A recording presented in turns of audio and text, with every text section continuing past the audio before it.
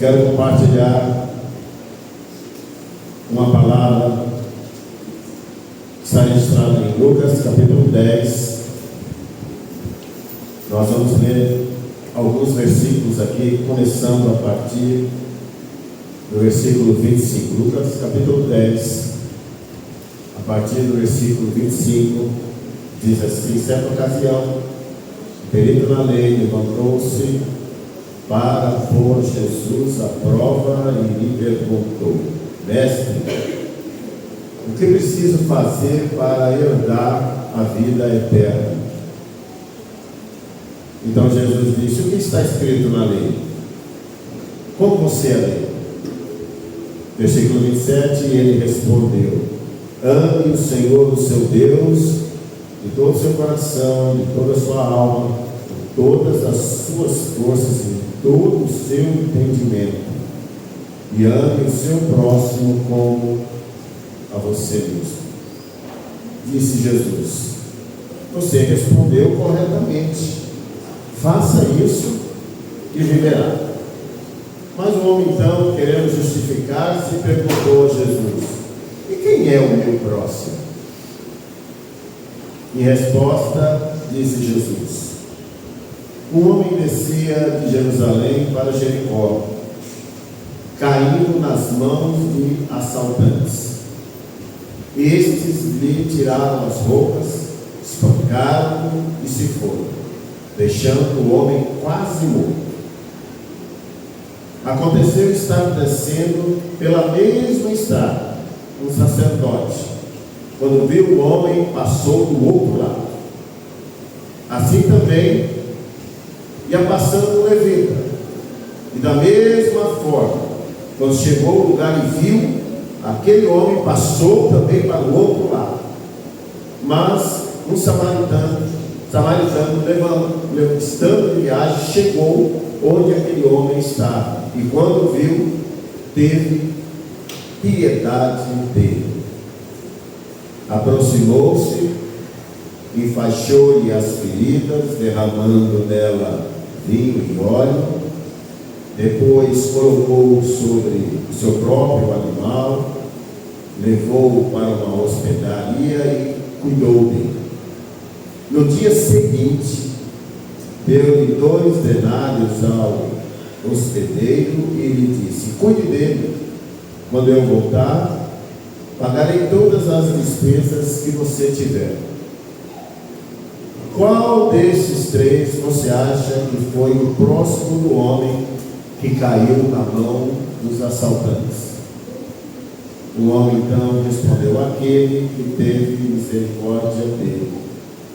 E Jesus então disse: vá e faça o mesmo. Senhor, nós lemos a tua palavra, já temos orado, doado louvores ao teu nome. Fala ainda mais conosco nesse texto, Senhor, aquilo que tu queres para nós esta noite, em nome de Jesus. Amém. O tempo em que nós temos vivido, queridos irmãos, é um tempo de muita gente que gosta de receber like e gosta de saber se o seu conteúdo foi compartilhado. E, em certo sentido, isso faz parte do nosso tempo. Não existia isso no tempo de Jesus. Em certo sentido, isso pode ser benéfico. Isso pode ser usado de maneira boa, produtiva. Isso pode ser usado para glorificar também o nome de Deus.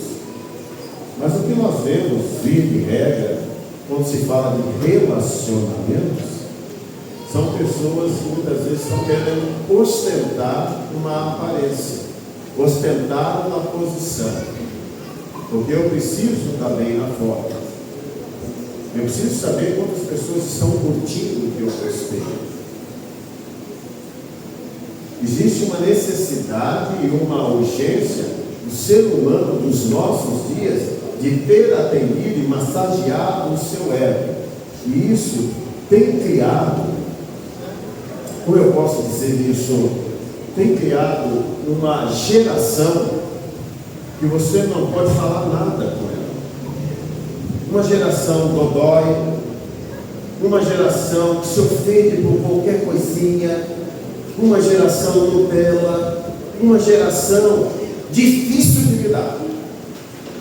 Você não pode olhar feio que aquilo já motiva para não vou mais naquela igreja. Uma geração que não está disposta a se submeter-se. Uma geração que não tem ideia do que é um coração pastoreado. Uma geração em si mesmada. Uma geração dona do seu nariz, meu corpo, minhas regras. Essa é a geração que nós temos vivido. Uma geração que, com a sua atitude, muitas vezes tem afrontado o Criador com a sua fala. Eu acho, penso eu entendo assim, posso estar equivocado, mas não creio que estarei errado. Posso estar equivocado no grau da intensidade do que eu vou falar agora. Mas creio que nunca tivemos uma geração que afrontou tanto o Senhor com suas escolhas, suas falas, com a geração que temos vivido nesse tempo. Até porque o poder da tecnologia, essas ferramentas, levam isso de forma muito forte e instantânea ao mundo. Algo que falamos agora pode estar em fração de segundos do outro lado do mundo. As tecnologias nos trazem essa facilidade. A grande questão é como nós estamos usando essas ferramentas. Outro dia eu vi uma pessoa que fez uma boa ação, e a boa ação por si foi positiva, e realmente a pessoa estava precisando ser ajudada com alimento, com medicação e tudo mais. Existia crianças envolvidas também nessa situação. Chegou o socorro para essa família. Mas olha só, eu vi aquilo, eu falei, aqui se perdeu, né, o sentido da ação. Por quê? Houve a necessidade de se filmar e postar na internet para, naquela condição de si mesmado, mostrar que olha como eu sou bonzinho, olha como eu sou bom, olha o que eu estou fazendo, olha como eu sou uma pessoa tão, né? Quando a Bíblia me orienta, a palavra de Deus me orienta aquilo que você faz para socorrer alguém com essa mão, o que acontece com a outra? Nem saiba. Nós lemos um texto aqui, e esse texto ele vai trazer um cenário aonde eu quero meditar com vocês e tirar aqui 3 ações que se diferenciam completamente uma da outra, em resposta a algo que esse homem aqui perguntou. Esse homem era um perito da lei, esse homem conhecia a palavra de Deus, esse homem era um estudioso da palavra. Ele não era um indouto, não era alguém que não conhecia, não sabia do que estava falando. E o texto fala aqui que ele foi colocar Jesus à prova. Colocar Jesus à prova. E ele coloca Jesus à prova com a sua pergunta.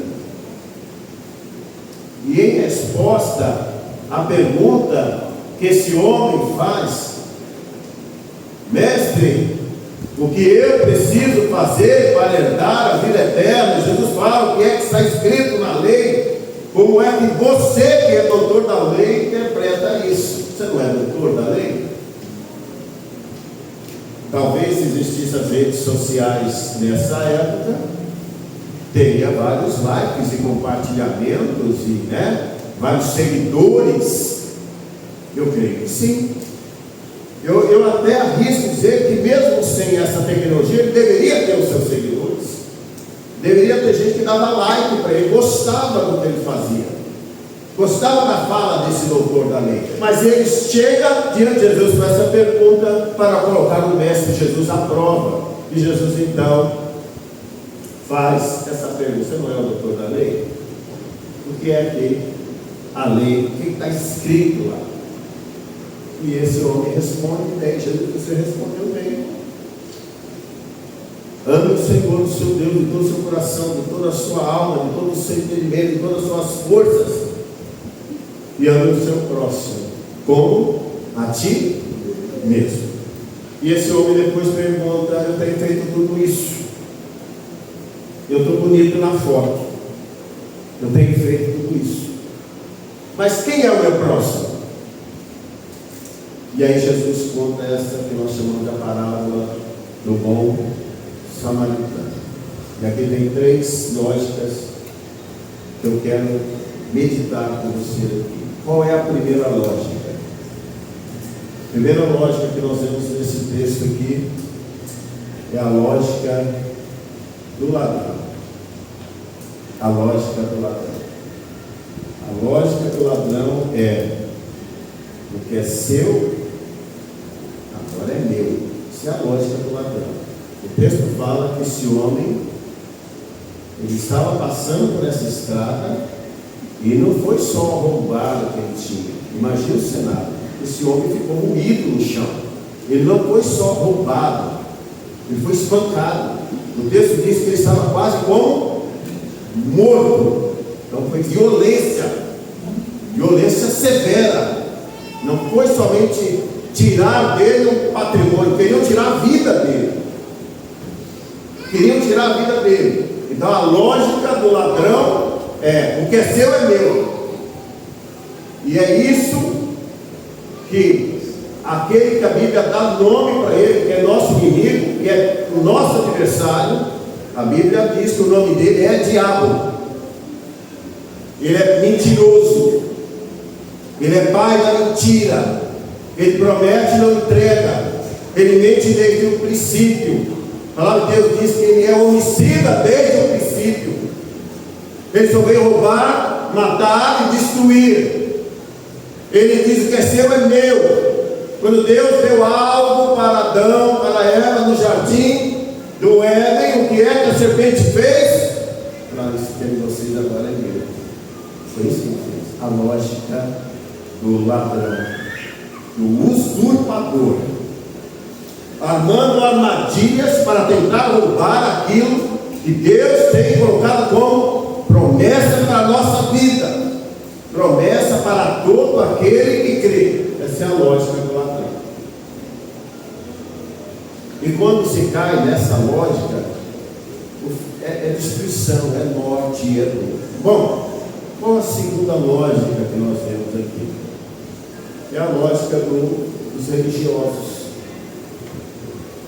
A lógica dos religiosos, o texto vai falar aqui, que passou o sacerdote, que passou o levita, os 2 da igreja, os 2 da sinagoga. E quando eles olham para aquele homem machucado, quase como morto, ferido, roubado, cenário perigoso, eles não se aproximaram para prestar socorro. O que eles fizeram? Passaram lá bem longe, lá do outro lado. Não quero me envolver com isso. Essa é a segunda lógica, a lógica dos religiosos, que diz assim: o que é seu, o que é meu, é meu. Ema, cada um com seus problemas. Se vira, não quero nem saber, não vou me envolver. Esse negócio vai dar trabalho, esse negócio vai tomar meu tempo. Eu não vou me envolver nesse negócio aí não. Se vira com a tua questão. Essa é a lógica, dos religiosos. Gente que muitas vezes até carrega um título, mas é pura religiosidade. Pura religiosidade. Ostenta que é cristão, até põe pose de cristão, mas quando vê a pessoa no chão, precisando de um socorro, passa de lado, passa bem longe. Quando vê a igreja precisando levantar uma junta, precisando fazer algo, é o primeiro a se fazer de surdo e passa bem longe. Mas chama para o churrasco, anuncia que vai ter a galinhada, é o primeiro que está lá. Primeirão da fila. É o primeiro. É religioso. Só tem nome de cristão. Mas quando é chamado para colocar à prova, ele se mostra um fracasso. É só uma casca. Ele passa de lado. Ele diz: eu não vou me envolver nessa questão. O problema é de vocês. Eu já tenho os meus problemas. Já tenho os meus problemas. Se vira. Essa é a lógica do religioso. E olha como muitas vezes nós estamos cheios, de maneira geral, falando obviamente dessa religiosidade. O religioso é aquele que, como os fariseus, ao qual Jesus muitas vezes, chamou a atenção deles, gente que colocava um fardo pesado para os outros, mas eles mesmos não moviam nem com o dedinho. Não queria. Para os outros, se vira, peso, dificuldade, mas para eles queriam dar de boa. É a lógica do religioso. E eu tenho observado nas páginas da Bíblia, e ela vai me dizer, e diz para você também, que a Deus ninguém engana, de Deus não se zomba, pois aquilo que o homem plantar, ele vai colher. A lei da semeadura é infalível. É infalível. A lei da semeadura é certa. Você só pode colher aquilo que você planta. Esses religiosos aqui não plantaram socorro para o necessitado. E era alguém que, pelo título, se esperava socorrer. Então tivemos a lógica do ladrão. Qual que é a lógica do ladrão? Que é seu é meu. Isso veio para tirar, roubar. A lógica do religioso, que é seu, que é meu, cada um com seus problemas. Agora nós temos a lógica do bom samaritano. E sabe qual é a lógica do bom samaritano? O que é meu é seu também. Isso fala de compartilhamento. Isso fala de estar junto, não importa as circunstâncias. O texto vai dizer então que, olha a atitude do bom samaritano. Olha o que ele diz aqui, a partir do versículo 33. Mas um samaritano, estando em viagem, chegou onde se encontrava o homem e, quando o viu, ele não passou de lá. Esse homem tinha uma agenda para cumprir.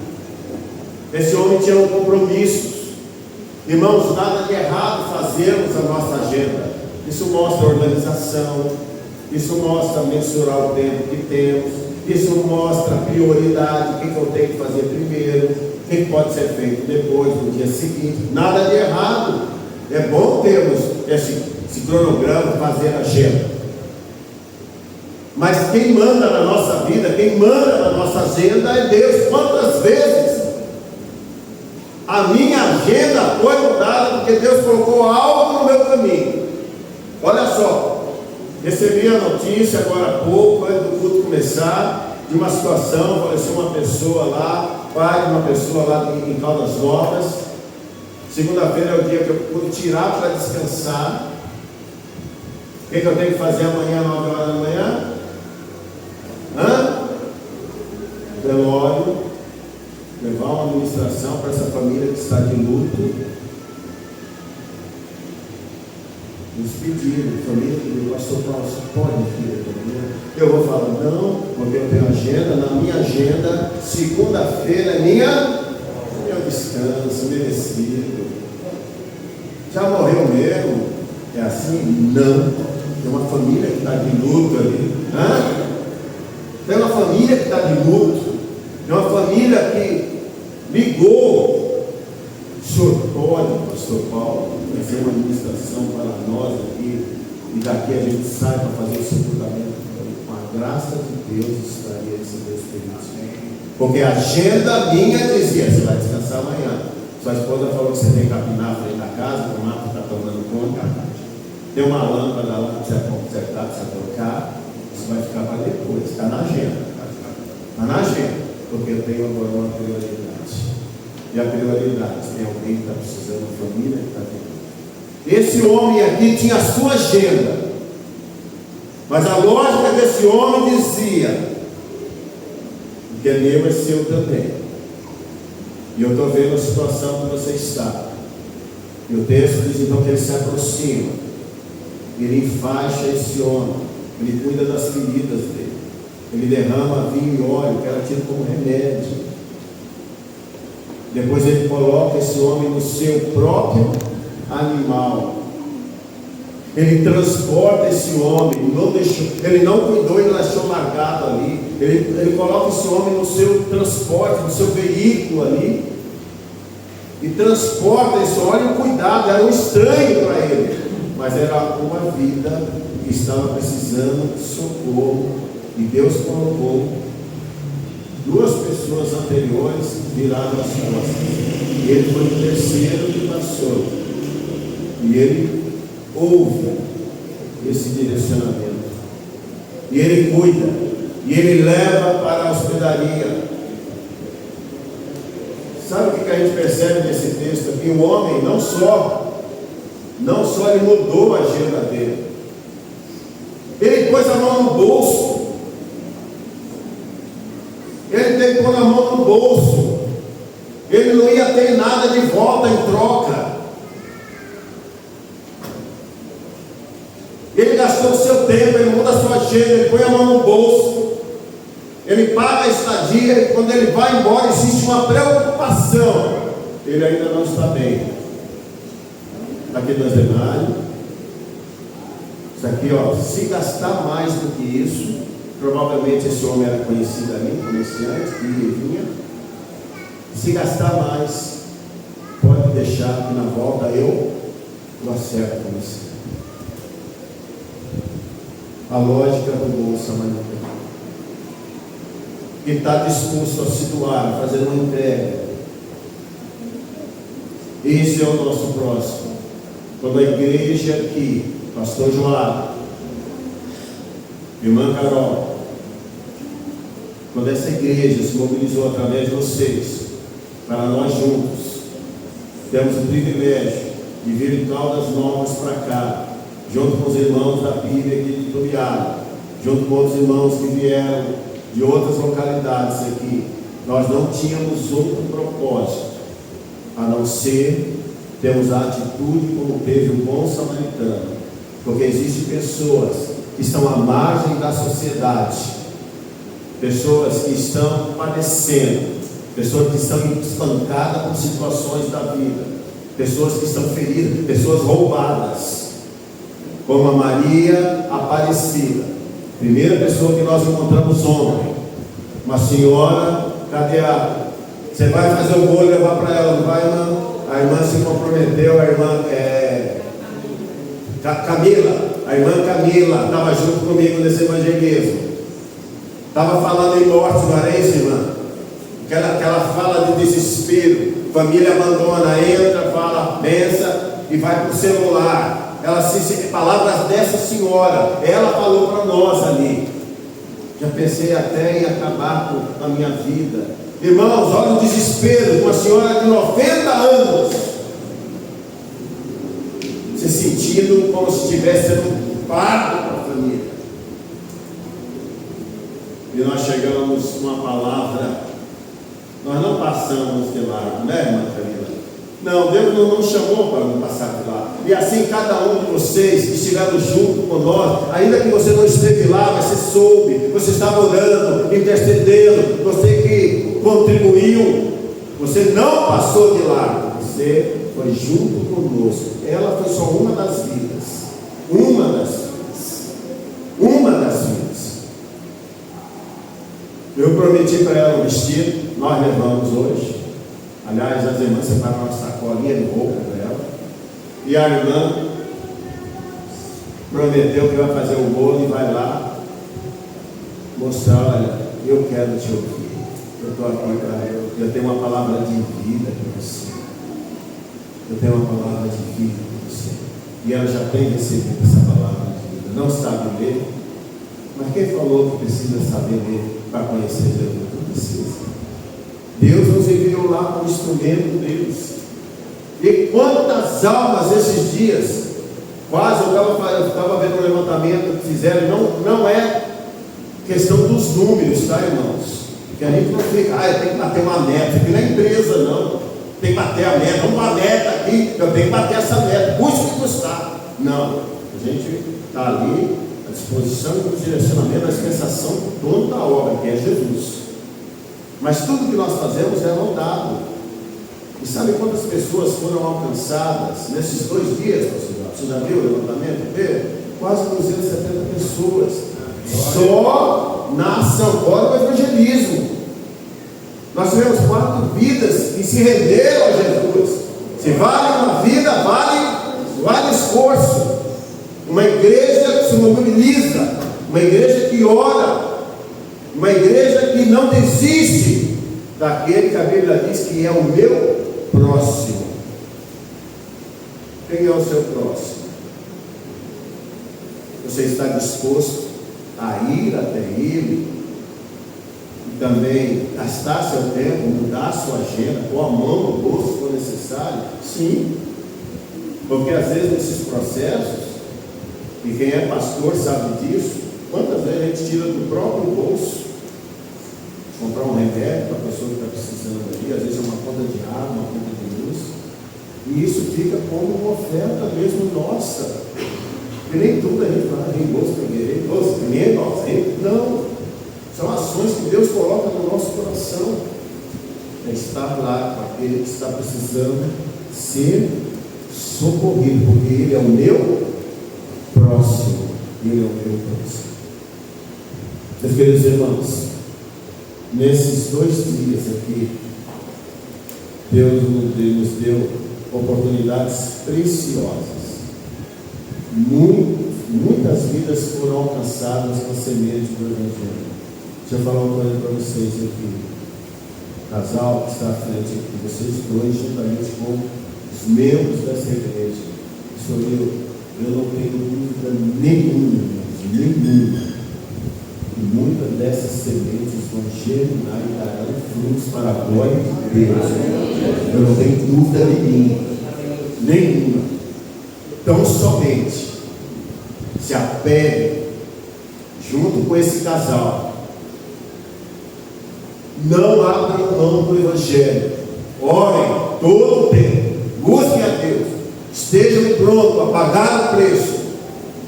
Preço de oração, preço de intercessão, preço muitas vezes, irmãos, você fazer e não ser reconhecido. Não espere reconhecimento do dono da obra te ver. E o dono da obra é Jesus, ele te vê. Amém. E ele não fica devendo nada a ninguém, absolutamente ninguém. Quando você fizer, faça por amor, faça porque você também foi alcançado, eu fui alcançado por esse amor tão gracioso, por essa palavra transformadora. Vai ter lá? Não espero nada. Agora, uma coisa é preciso que nós possamos ter aqui em mente, diante desse texto lido aqui no final. Jesus diz assim, vá você e faça o mesmo.